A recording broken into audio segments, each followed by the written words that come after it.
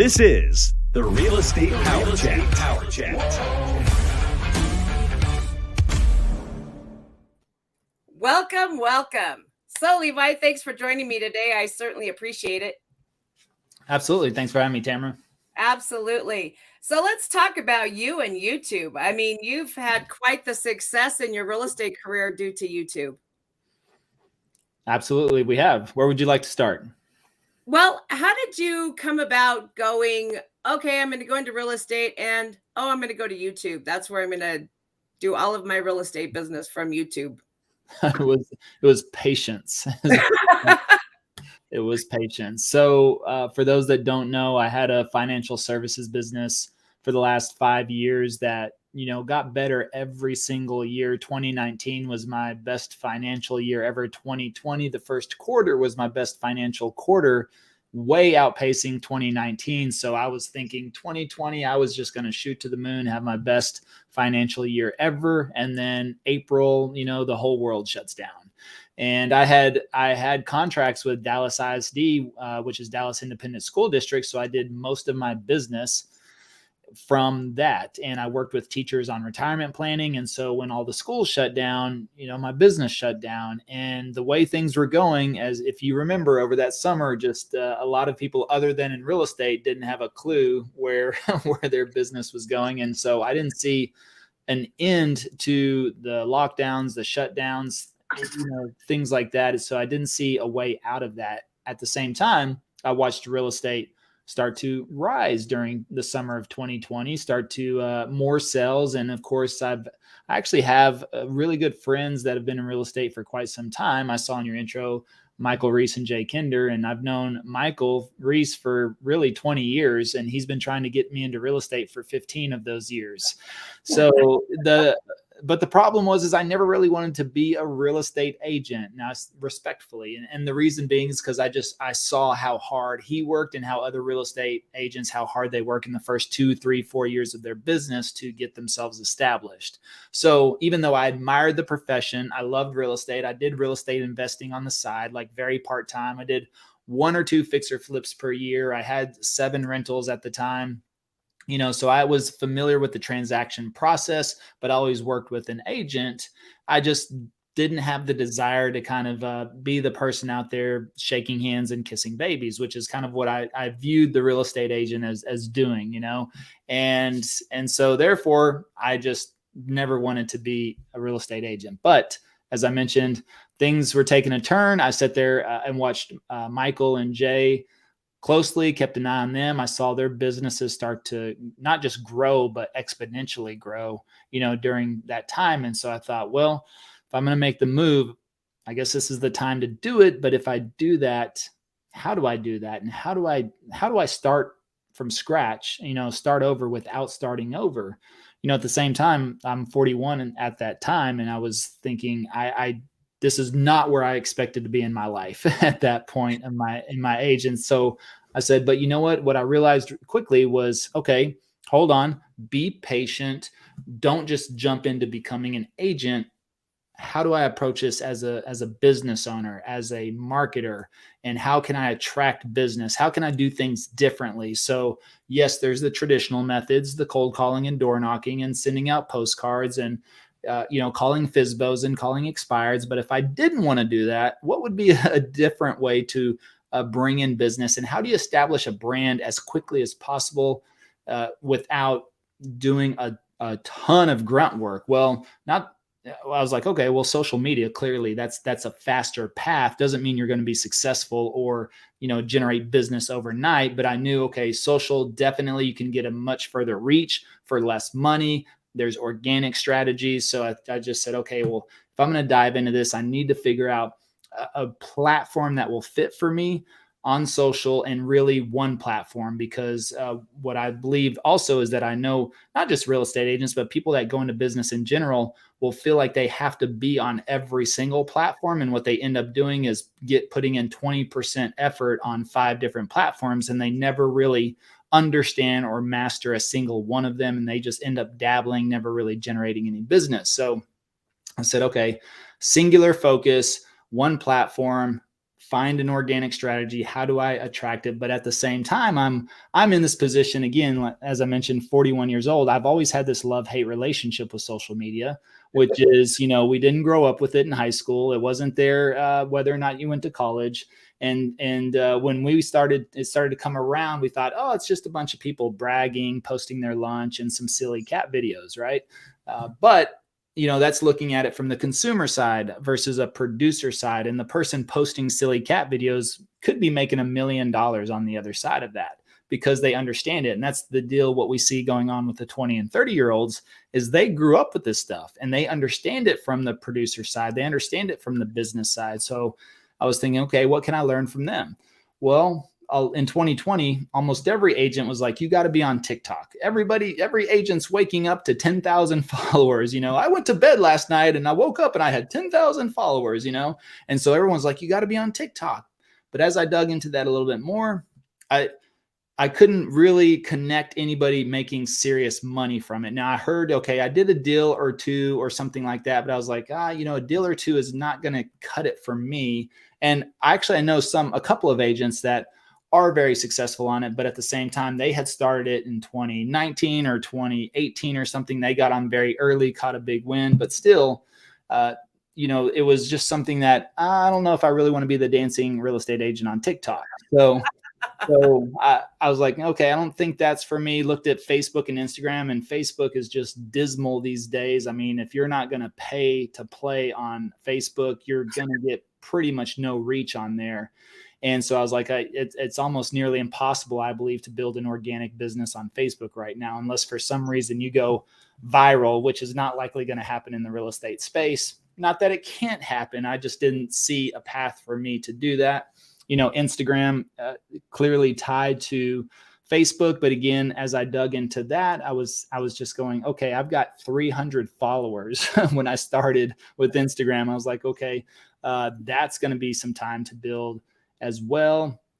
Then I stumbled upon YouTube at the end. It was actually my last choice, but as I started to dig into YouTube, and what I did was I started to look at the platforms as platforms first, not like how do I apply real estate? I was like, let me try to figure out the platform first.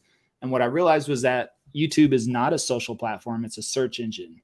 And so as I started to learn more and more about it being a search engine, I started to see different patterns and small businesses and people that are, really providing value-based content. And that's where people are going and searching to get their questions answered. And I thought, well, that may be a quicker route to gaining more views. Basically, if you can find what people are already searching for and the volume of that and, create videos around that, then it's probably going to help me get found sooner rather than later.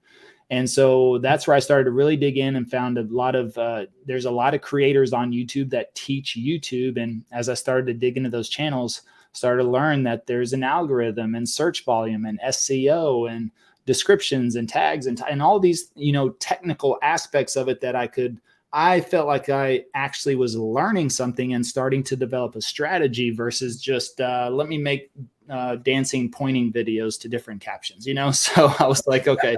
And I joke around about that. I, again, know some successful real estate agents on those platforms, but that's where I saw, okay, well, let me start creating content like that. Plus it just fit my personality. So I thought, what, that's something I can do. I'm not a great real estate agent because I haven't been a real estate agent, but if I can educate people on Dallas, I've lived in Dallas for 20 plus years. I know Dallas inside and out, back, left, and right. So I can talk about Dallas all day long. And if that's what people are actually searching for versus real estate agent, people don't necessarily go into YouTube to search for real estate agents. They go to search on information on the cities and the suburbs and the neighborhoods.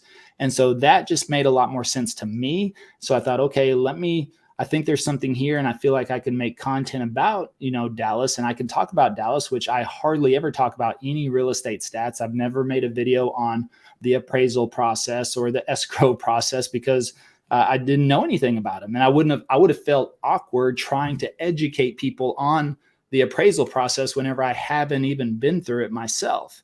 So, but I can talk about Mesquite and Frisco and Plano, Texas all day long because I've lived, worked, eat, slept, partied, had good, I mean, done this, done that. I mean, I've been all over the place here in Dallas. I could tell you for days. And so I thought, okay, let me just do that. And so that's how I kind of developed my plan, and actually built a business plan before I ever decided to shoot a video first. So I built out content and thought, topics. And when I say built out content, is really just subjects and titles, and what are people searching for? How could I match that with the videos that I could make or talk about, and things along those lines. And so I built out a business plan for myself so that I didn't wonder what I was going to do next. I pretty much had an idea of everything I wanted to do over the next 6 months. So I never second guessed myself, or tried to not to second guess myself. But, I just was like, okay, let me stick to the plan. Don't know if it's the right plan, but also just made adjustments along the way. But at least I built a little bit of a game plan. Now, you don't want to get into analysis paralysis,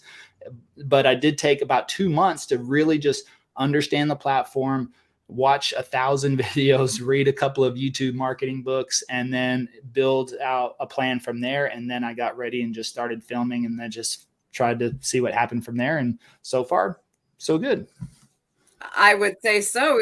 You didn't do too shabby your first year running YouTube. So how did you grow so quickly?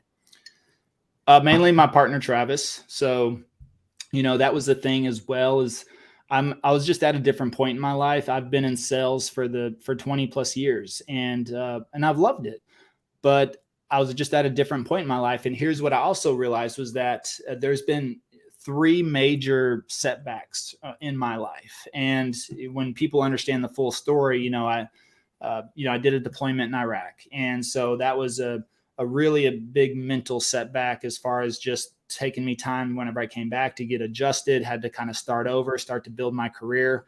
I did that over the next 8 years, did very well. But then, I came home from Iraq with a digestive disease, and then that took me out just randomly 1 month, whenever I lost 50 pounds in a month, and then I became disabled and bedridden, and that took me out for almost a whole year. And then I lost my job because they wanted me to come back to work after 90 days, and I wasn't physically able to do that. And so that's whenever I was like, well, I'll never have a job again.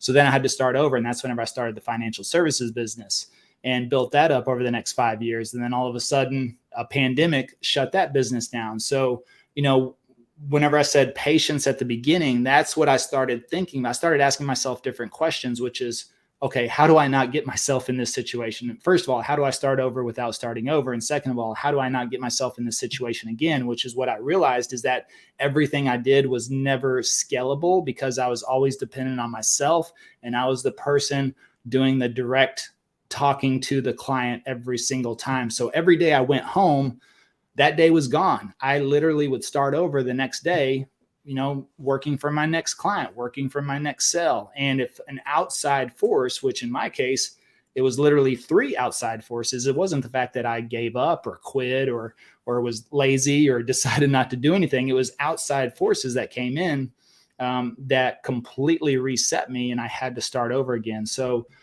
from that standpoint, I was like, okay, whenever I moved into real estate, again, how do I not get myself in that position? How do I build something that is not directly dependent upon me? How can I leverage myself? So I just started asking myself a lot of different questions. And so coming into real estate, I also said, how do I not sell properties? Because that's what I didn't want to get into, was one-on-one, selling homes and starting over the next day again. Well, I thought, okay, well, it was my plan from the beginning, is what if I could find a partner, a partner that didn't want to prospect, didn't want to cold call? What if I could create the videos, just bring in the business, and then pass them on to a partner? And guess what? They would never have to chase anybody down, prospect, because that's the other thing. Love sales, hate prospecting, right? Because usually you spend 90% of your time prospecting for 10% of the time in front of clients.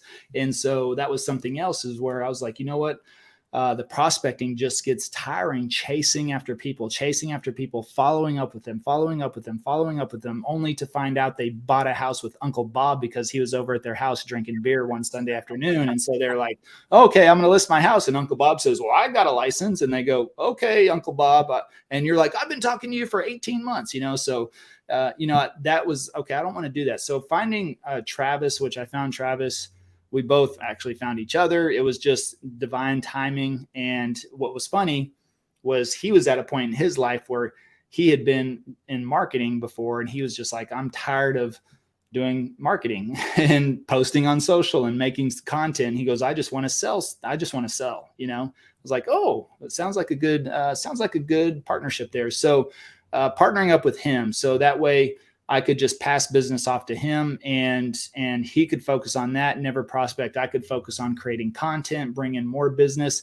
And then something else that I had never done before is I decided not to be a cheapo and start to hire more people and hire people before I could probably even afford it or was ready to. And so when you put those people in place, it may seem like a cost right now, but the value that they're going to provide is what's going to help you scale accordingly. And so therefore, instead of how do we do something, which I believe this day and age with blogs, books, YouTube, everything else out there, you can do absolutely anything you want. You can learn anything you want. If you're in real estate and you want to be the best postcard marketer on the planet, you can do that, I believe, in the next 60 days, because there's books on postcards, there's YouTube videos on postcards, there's all the information of the last 20 years is out there for you to devour and become probably the best. You could be better than 99.9% of real estate agents, I promise you, if you actually studied postcards over the next 60 days.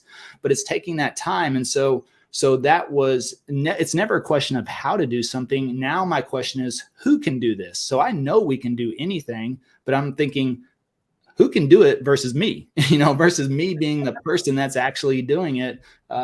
Who can we put in place to do that? So who can we put in place to do our social media and do our postings? What I love, when you came on, you said, well, I see you everywhere. That's great. I do none of that at all whatsoever. I do answer my DMs personally. So I do that, but the postings, the content, the editing, all that, the activity, even with the ads, here and there, I do absolutely none of that. All I did was put the right people in place to make sure that runs on a consistent basis. And then that allows me to, scale accordingly. So maybe it may be a little bit of a financial setback initially, but the gain you'll get from that, as long as you implement that correctly, keep a close eye on it, is going to outperform that initial cost. And that's the whole point. And for those that say, well, I'm the only one that can do this. It's all about me. I can't put somebody else in place. What you should hire to is 70%. And 70% is somebody that can at least do that job 70% of what you can do. And then what you can do is probably find a second person that can even do similar or the same at 70%. Now you've got two people. Now they're doing 140% of what you can do 100% of, and it's probably going to still cost you less of what your actual time is worth. So if you understand what your time is worth, which is if you want to make $1 million a year and work a 40-hour work week, well, that's about $500 an hour. So, if you can hire somebody or two people and they're $20 an hour each, that's $40 an hour. That is a discount compared to your rate of you doing it directly. And if they're 70% good at it as you can be, then they're really going to be better than you combined. And so just thinking about who can do this versus how can we do this, because I believe the how is out there, and that's the simple part, really. And so finding the right people to start helping you scale too. Absolutely. Now I've heard you state, real estate is a 4-hour work week. Video is a 4-hour work week. Yes, video is a 4-hour work week. Yeah.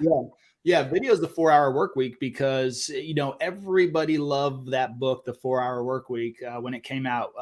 What was that? Maybe 15 years ago now. Yeah.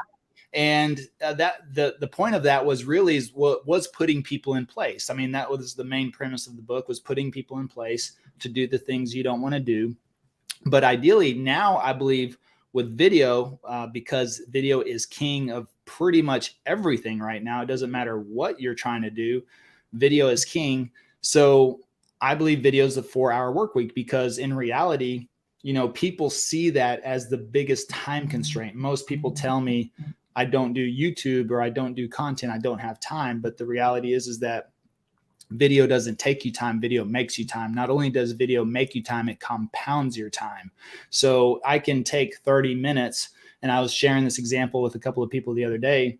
One video took me 30 minutes, which that's even long to make a video. But, it was, I did it with Travis. We did a little pros and cons video on Dallas, and we were just chatting back and forth. So it wasn't even all me. It was just us chatting back and forth about what we like and don't like about Dallas. Very simple. The video is about 28 minutes long. And whenever I looked at the analytics, it had been watched 9,000 hours, so it took me 30 minutes to make, but returned me 9,000 hours. Okay. Now, if you divide that by 24 hours in a day, then you can simply do the math, right? So 9,000 divided by 24 hours in a day equals 375 days. So that 30 minutes gave me over 1 year worth of time back. So if I make one video that's 30 minutes, I could make 3, 4, 5 more videos in 1 week in a 4-hour time frame. And that is going to return to me exponentially the amount of the amount of time it took me to actually make those videos. So now, because I'm very proficient, my average videos are really about 15 minutes. I could easily make 8 videos in 1 week. And the reality is those can even sustain me over a month based on my publishing schedule. So a video is not only the 4-hour work week, it could be the 4-hour work month whenever you really break it down. Now, I've got a lot of other stuff to do, but the thing is people see me as video taking all my time, and that's where I spend all my time. And that's, it's such a constraint. And it's like, no, video frees me up to be able to work on my business, versus in my business, and to put the right people into place, and to do the checks and balances, and to travel and go to conferences and meetings and, other places where I'm meeting all these amazing people and not worrying about my business because it's still running and the videos are running 24/7. So I'm able to do that. I mean, I've been to more conferences and events and masterminds than ever in my life. Maybe just in this year, more than my whole life combined, because that was a goal of ours, was to meet the right people, get in front of the right people, speaking opportunities, shaking hand opportunities. I mean, hanging out with Ryan Serhant, we've hung out with, we're actually going to share the stage with him August 18th. So he's coming to Dallas for a speaking event. We're going to be speaking right before him. So all these doors it's opened up, we've spoken with Tom Ferry. We've been on Tom Ferry's podcast, and, the list goes on and on. I mean, a lot of traction because we were in the right place at the right time, because we kept showing up, and all of that stuff kind of happened. We planned to get out there and be in front of people. I never thought in a million years I would speak on stage with Tom Ferry, within a 4-month time frame that we started to be in that ecosystem. I never thought we would share a stage with Ryan Serhant. I've been watching Ryan Serhant for 10 years on the show, and thought I would never, ever meet him because, first of all, I was never in real estate, right? So I just thought, but it's really one of the only shows, like $1 Million Listing is one of the only shows. I don't watch TV, but I love real estate shows, but there's also way too many to keep up with. But I've always just loved the $1 Million Listing shows. And so I don't even have cable. I would just buy the seasons off of iTunes. And I've literally watched Ryan for 10 years. And for the last 9 years, I always thought, yeah, it'd be super cool to meet those guys here or there, but how would I ever meet them unless I just randomly bumped into them on a street in New York or something, right? So, now you're going to share the stage. Yeah, I mean, yeah, it's completely surreal, but at the same time, that's happened because of the previous events we've gone to, the previous connections and relationships and things that we've made going to these events. And these events, not only do they further your education, but they give you the opportunity to meet people that important people, influencers, connections, CEOs, chief operating, corporate staff, all these people that normally very difficult to either have a meeting with or get in front of. They'll be at conferences, having a drink at the bar, hanging out in the pool, sitting on the beach, and they're like all talk. You try to reach them any other time, any other way, you'll never get in touch with them. You run into them at a conference and they're like, hey, what's up? Yeah, let's go have a drink. Let's, oh, I'm actually going to be in the pool, hanging out at the cabana. And you could sit there and chat it up all day. And so those opportunities is also what's allowed us to scale very quickly, because we've made the effort to just show up to as many places as possible. And that's allowed us the opportunity. Plus these conferences, you start seeing repeat offenders, right? You start seeing some of the same people over and over again. So now you got all your conference buddies, Yeah. So that's the cool thing as well. And so we're just trying to put ourselves in front of as many opportunities as possible and to just open more doors. Well, I think you guys are doing a swell job of that. Thank you. Now, how large is your team? We're right at 15 agents now. That's pretty awesome. I mean, because how many leads would you say you're getting from YouTube? Yeah, right now, I mean, we average about 4 to 5 per day. That's incredible. Mm-hmm. Because they're obviously looking for Dallas. Mm-hmm. So you don't have to do so much of the legwork of working that to even see if they want to purchase a house, or if, where they want to go, what they want to spend, because they're already kind of breaking through that for you. Oh, absolutely. No, our average contact to under contract is 45 days. So that means the first time anybody ever reaches out to us, we typically have them under contract in 45 days. That is unheard of. That's mind blowing. I mean, because I've worked in my career, I've been doing it 18 years, and I don't think I've ever had an online lead come in and be able to go from speaking to closing in 45 days. Yeah, well, and that's the power of YouTube, because they are extremely intentional. They are searching. They're in the buying process on YouTube. They're in the research mode. And the thing is that we're capturing them in the research mode before they've even ever decided to hire a real estate agent. So they're not even thinking real estate agent at this point. They're thinking gathering information, doing research. Oh, here's this guy making all these videos about Dallas. It's not labeled Levi Lascsak real estate agent, which might scare them off initially. It's labeled living in Dallas, something that they're going, oh, well, we want to live in Dallas. Here's a whole channel about living in Dallas. So alarm bells are silenced, they're not worried about it. They start watching videos, and all of a sudden they watch 20 of them and they're like, well, we watched all your videos. And the other great thing, the reason that it's so concise and a short time frame, because they will call us and say, well, based on all your videos, we've got it narrowed down to 2 suburbs. So people that don't even know about Dallas, initially that's where people hate working with the nightmare clients, right? Because they're like, well, I think I want to go see every single suburb, and we got to look at 10 houses in every single suburb. And then you're driving from here to there, to there, to there, to there. And they want to look at, and our people call in, they say, yeah, we're going to make a move. We're going to be down there in 2 weeks, and we've narrowed it down to 2 areas based on your videos. I mean, we had like 8, but you've actually helped us narrow it down to 2. So we'd like to check out those 2. Would that be possible? And we're like, cool. So that's the other value of that is giving all that information up front, so they can do the research, and people can tell through video what area may be a good fit for them, and they can narrow that down very quickly. And so they come in with full intention. They're decision makers. For us, at least, they're selling more expensive homes usually in areas. So they're coming with some good cash, and it's just a very simple process. That's awesome. Well, I know that you're extremely busy, and I don't want to take up a whole lot more of your time, but what is one last thought that you could give my audience in regards to YouTube, real estate, anything that you want to throw out there? Yeah, time on task over time. So I think, the major success trait that I see across really any business, whether that's real estate or electrician or plumber or whatever the case may be, or YouTube or, it's the people that are consistent over time. Now, there's people that will gain success quicker than others. And I believe that comes in with studying the craft, and really digging in and being intentional about that. So, kind of what I said at the beginning, choose your platform. YouTube may not be for you. YouTube's not for everyone. So which platform is, do you want to succeed on Facebook? Now I say, when I looked at Facebook, Didn't look very promising, but I'm not saying you can't be successful on Facebook. But if you study Facebook, and there's probably a lot of stuff that I have no idea about Facebook. So if you studied Facebook, figured out a plan, build a plan and start to execute on it, and then just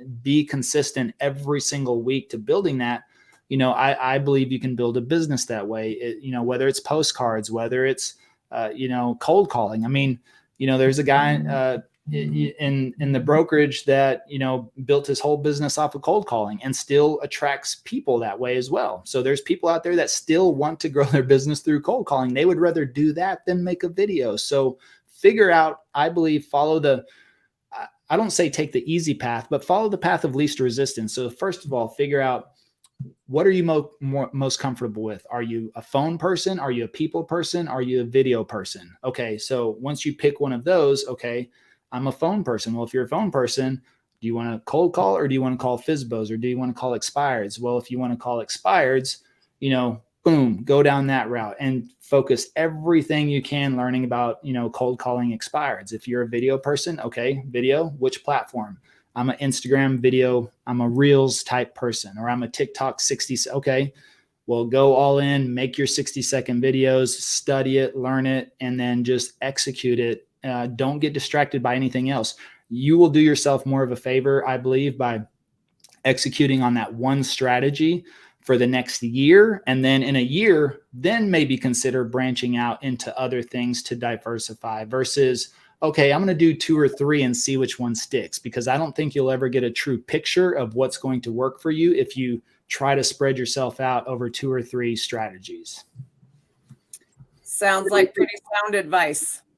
Thank you. Well, thank you again. I certainly appreciate it. And you've dropped tons of knowledge. I love hearing your story and seeing you all over each platform I happen to drop into. So seeing all the next places that you're going. But it's nice to know that you're in a network that I also associate with. So I look forward to seeing you at convention at some point. All right, Tamra. Thanks for having me. All right, thank you. Have a great day. Bye.